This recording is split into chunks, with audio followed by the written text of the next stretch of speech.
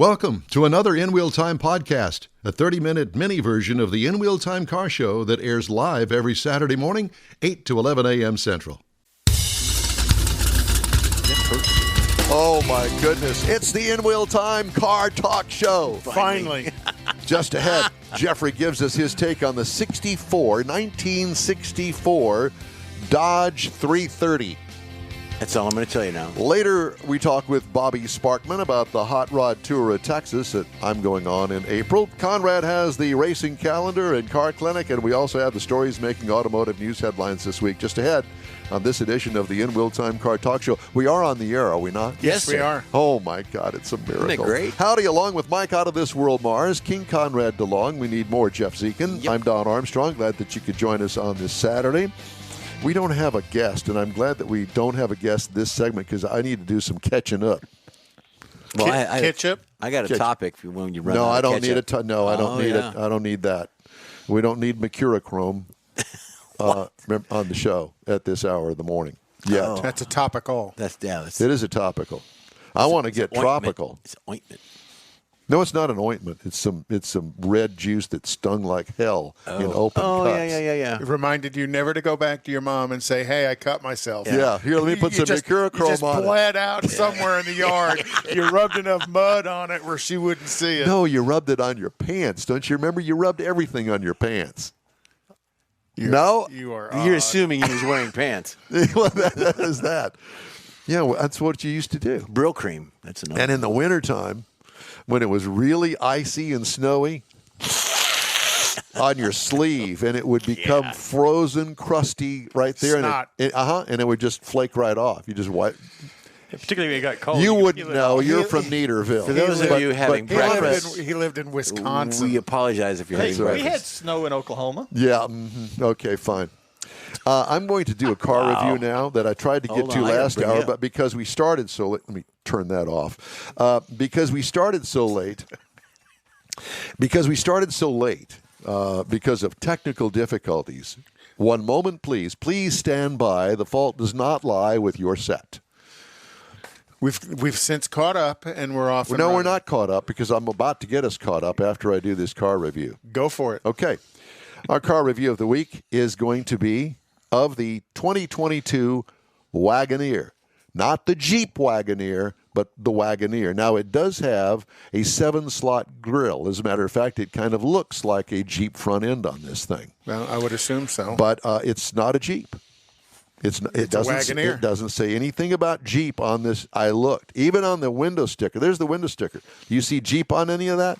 There's the window sticker. You look at that. Well, So I've seen some emails. They really don't want to call it associated with Jeep. I don't know why, but they've got something else in mind, and my guess is that this is going to become a separate line, and it is going to be their upscale line. Yes. That's what I. That's what they're shooting for. Kind of like Genesis is to Hyundai and Lexus is to Toyota. Yeah. Wagoneer will be to Jeep. So, the available trim levels are the Series 1, the Series 2, and the Series 3. I had the Series 2 4x4. This is called a standard SUV, which means it is a body on a frame, a truck frame, modified truck frame, and it is on a Ram truck frame. Is it really? It is. I didn't realize that. I know. That's why I'm saying it, because I've got some news to tell you about it. All right. Seats up to 8 passengers, including the driver. Exterior changes from last model year, they're worn on because it's all new for 2022. Exterior features 7-slot Jeep grille with Wagoneer emblazoned across the front of the hood. Crisp but conservative overall design. Nicely designed rear hatch with a nod to the Wagoneer of the 70s. And if you look at it, you're going to go, there's something about that that's kind of familiar, the way that they did the rear glass. The rear glass is almost flat in the back, and that's very unusual in these days. But I think that is a nod to the original. Yeah, it is. And it when you look at it, if you know what the 70s Wagoneer looked like, it's really a nice, sweet little touch that they've added there. Balanced lighting, front and rear, smart-looking feature that is well-proportioned. It's all just as clean as you can imagine. What I did like about it is the clean, conservative, contemporary overall look. What could use improvement? Nothing. Interior highlights. Small instrument display pod with a huge infotainment screen in the middle. A rotary transmission shifter knob on the forward center console. All of this is, you look at it and But you that's think, Ram truckish, though, isn't it? yes, it is. But it's the way that they've placed it, the way that it is designed, and putting the rotary knob. I love the rotary knob because back in the old days with the shifter that was on the column, that was all mechanical. It went down to levers on the transmission. Mm-hmm. They don't do that anymore. It's all electronic. Right. Control buttons, services, just placed in all the right places. High-end leather throughout the cabin with very comfortable seats. If you have the third row up, the cargo area in the back is small. What I liked about it, overall high marks for keeping it conservative. That's what this is really all about here. It's not some cutting-edge deal with Super fancy. with some sort of touchpad in the center console. None of that junk that it just is wrong in a car. This is really good. Nothing could use improvement. It has you a little choking over there, 5.7 liter V8 with an e-torque system on it, which is kind of like a mild hybrid technology. 392 horsepower, 404 pound-feet of torque. 8-speed automatic transmission. Tow rating, 10,000 pounds. Wow. Haul rating, 1,500 pounds. 16 miles per gallon city, 22 highway for a combined of 18. I got 17 over 265 miles. What I liked about it, the perfect balance between power and capability. What could use improvement?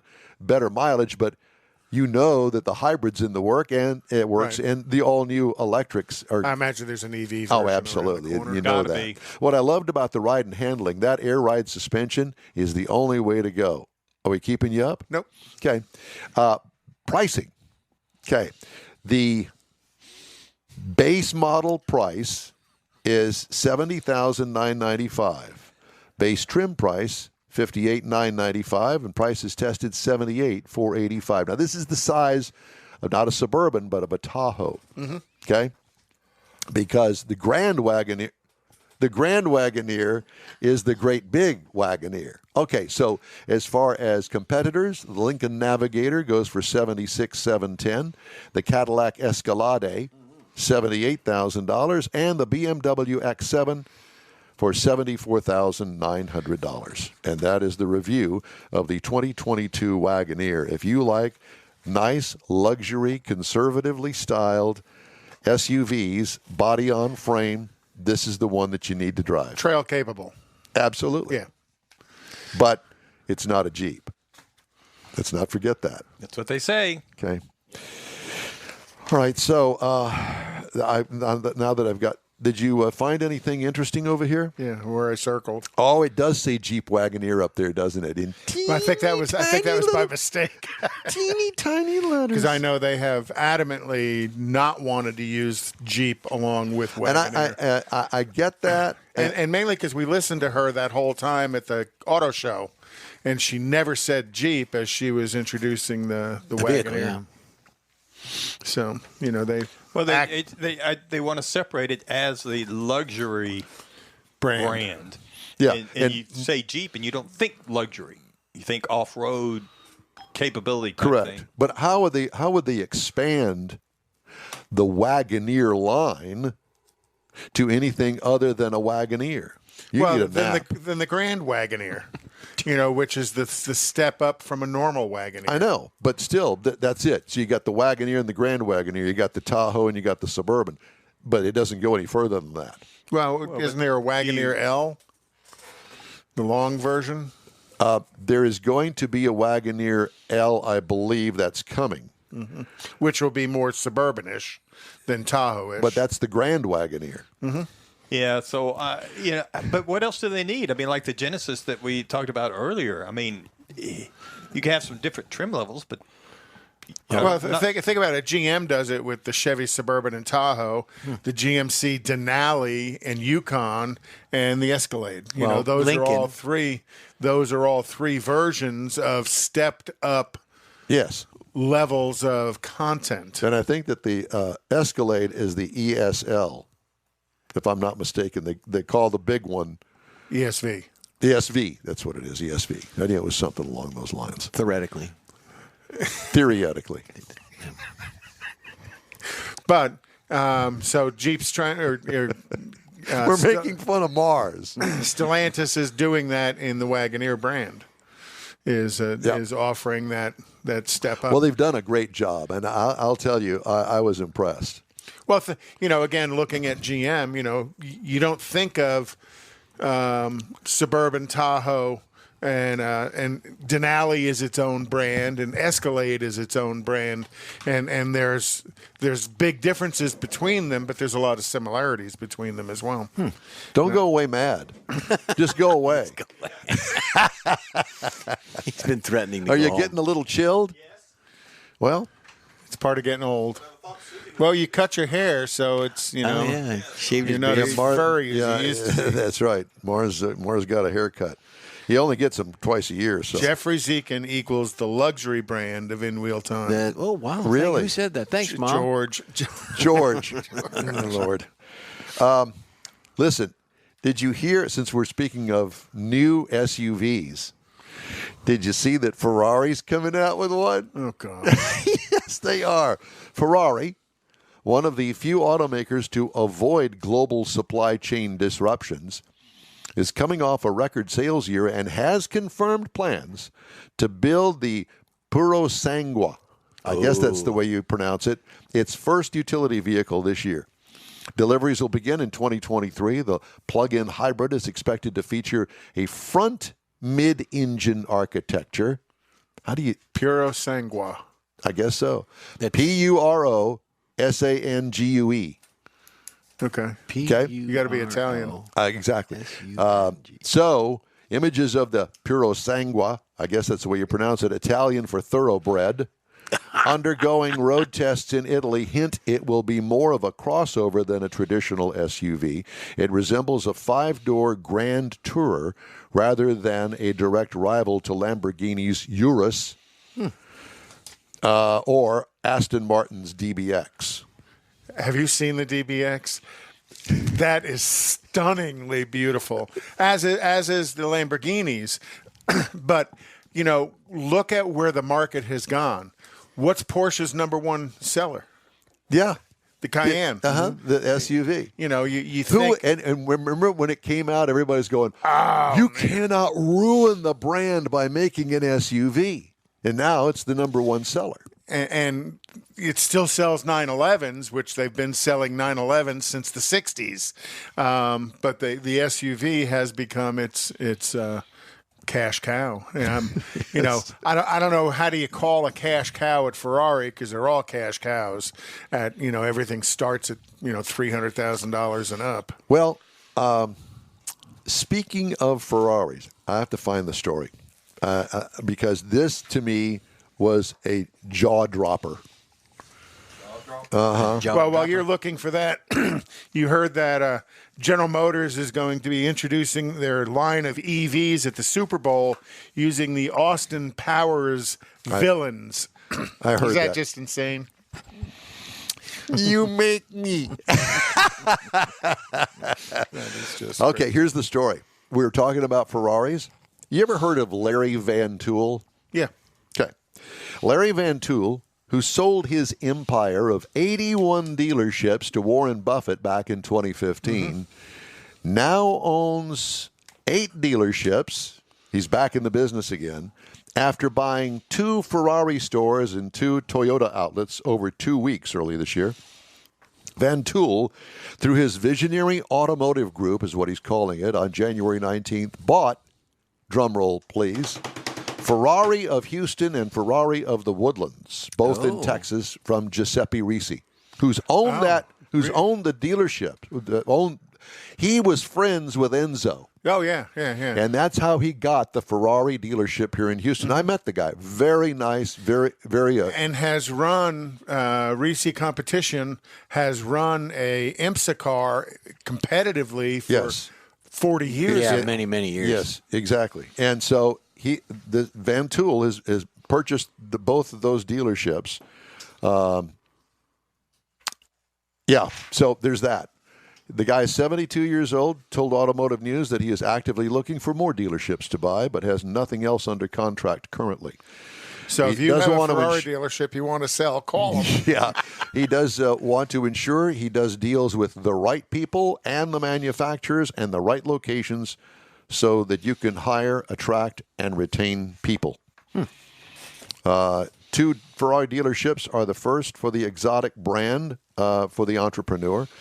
Risi is a well-known dealer. He owned Ferrari of Houston in 1980 after receiving authorization from Enzo, according to the dealership's website. Risi also is founder and manager of Ferrari racing team Risi Competizione. I hope I said that right. I think that's the way you pronounce it. Well, that's the way they pronounce it in Italy. In the United States, it's Risi Competition.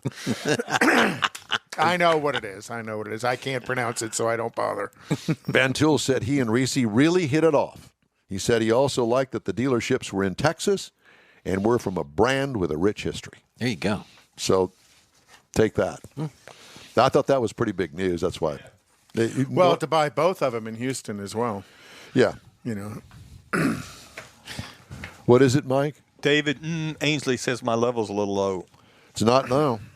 Say something, Mike. It was low on purpose, Ainsley. Yeah, well, that's kind of what I told him. But Oh, boy. Yes, because... it's been one of those mornings. It has been, because Mars had his microphone way away from him like this, and it was really hard for me to bring that kind of thing up, Is that better? Yeah. But I've said on the show many times that these are not audio, radio, broadcasting people, so... What? They know not what they do. We're not even TV people.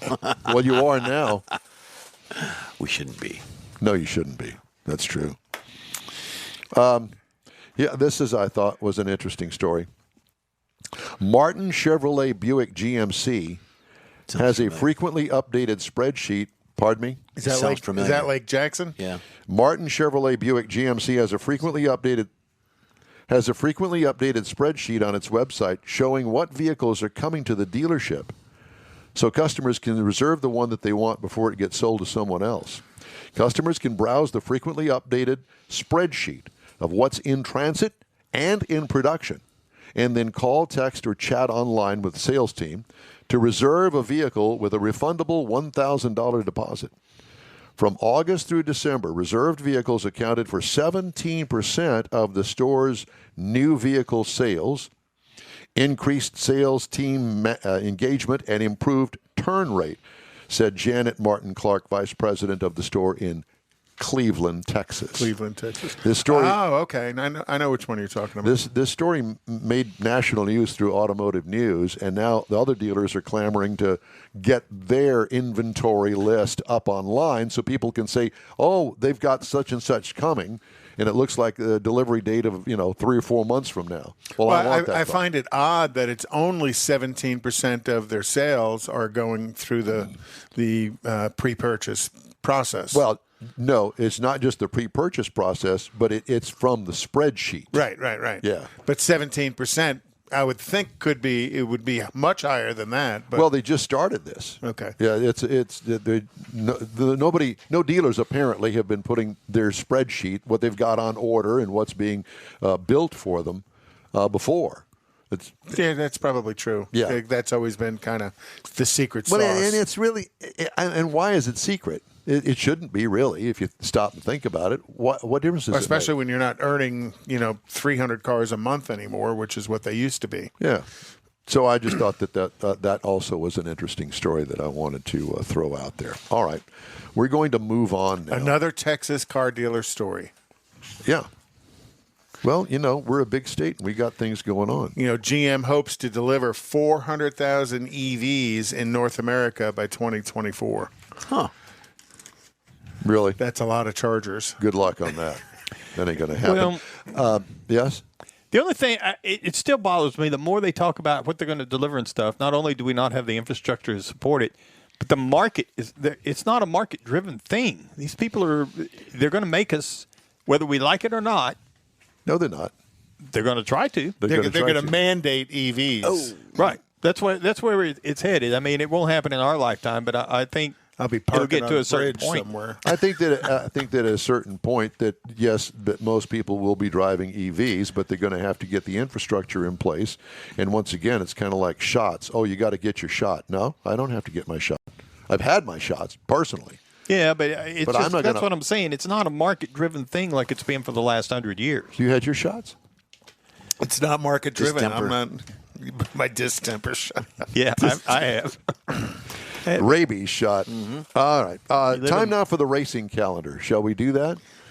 Yep. Are you ready for that? Yes, I am. Oh, okay. So this weekend, NHRA is practicing in Phoenix. Yep. And, if you follow Antron Brown, you can see that they're out there, and Force is out there, Schumacher's out there. All of these teams are out there getting some practice runs in. And then next weekend, they go to the Winter Nationals at Pomona, the 17th through the 20th of February. And then the 25th through the 27th, they go back to Arizona for the Arizona Nationals. And then March 10th through the 13th, the Gator Nationals in Florida. Formula One doesn't start until March, and they start in Bahrain in March 20th, and then March 27th in Saudi Arabia. Also March 20th, Sebring 12 hours, the IMSA track, and February 27th, IndyCars at St. Petersburg, Florida, and then March 20th will be IndyCars in Texas up in Fort Worth. You lost your place or what? No. Well, no, I'm thinking of Texas, You're and I was thinking of wanting to Coda. say Coda Coda, because we yeah. were talking about Coda I earlier. saw it on your head. And they need to run. IndyCars needs to run at Coda as well instead of just the circle track. They need to run the street full track. circuit, yeah. Look, stare at the light, and it'll help you sneeze. And then World Endurance Championship will also be in March in Sebring as well. And that's this week in racing. Beautiful. Okay. Well, Daytona 500 is next weekend. Yeah. What is it? What is there's some racing going on this weekend? Well, they're going to do Daytona qualifying, and then they're going to do the Twin 125s, which is they're going to do pole position this weekend for Daytona, and then they're going to take their qualifying, and then they're going to run the Twin 125s, and that's going to do the set the field for the Daytona 500. you ever been to Daytona? Nope. Yep. It's a bucket list place. I almost won a trip there with General Motors, but I got hosed. If you ever get a chance, it's a very interesting place. It's it's on a boulevard. It's kind of like Indy, but the NASCAR version of Indy. Indy's in the middle of town. Yeah. And it used to be that the highway went right in front of the Indy 500, but since then they've upgraded the highway and moved it away from right there. You actually take the boulevard in front of the Daytona to get to the beach. Yes. Yeah. Yes. Did you watch last week's race? I wasted time. I cannot get that time back. In the Coliseum. I actually kind of enjoyed it, to be honest with you. I liked the qualifying, and I enjoyed it, although I did fall asleep when the big race was on and missed all the wrecks. The only thing that would have made it worse is having Danica Patrick is on there. That would have been. I didn't get to see it. I wanted to see it Sorry, just I to see what said it it. was like. I said it. It was. I watched it, but it was a little slow because there were too It's many annoying. wrecks. Well, but the qualifying, there wasn't too many wrecks. And they had, what did they have? Prop shaft failure that they're still looking at on the new next-gen cars. Apparently, it's kind of, somebody said, oh, well, the throttle cable fell off. Well, it doesn't have a throttle cable. These new cars are all drive-by-wire. Fuel injection. Yeah. And so we go Well, on. then they're independent rear suspension, which is all new. They have single nut wheels, which Yes. is straight off of IndyCar Formula One style. I think that's a racing. positive.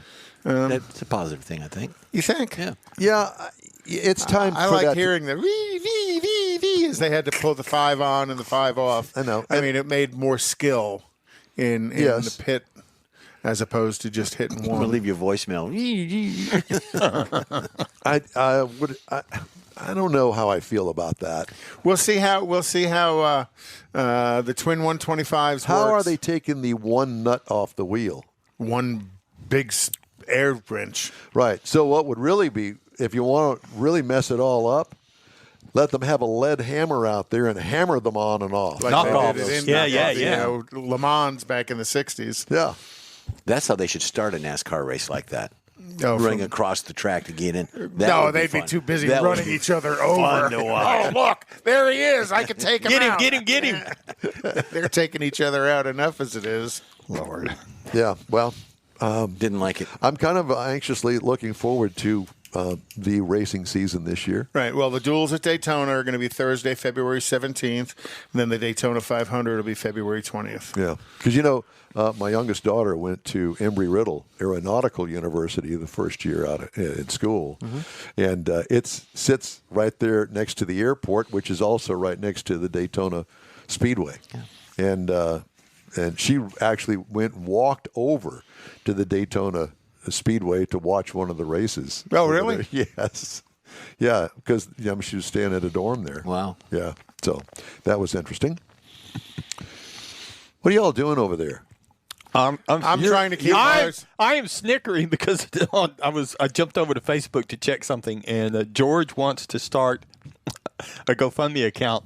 He got the Carfax on Conrad's his Rally 350, and it says the ignition switch is bad on it. So he wants to start a GoFundMe account to get enough money to replace the ignition switch, based on the Carfax, of course. You see this look? Mm-hmm. You see that?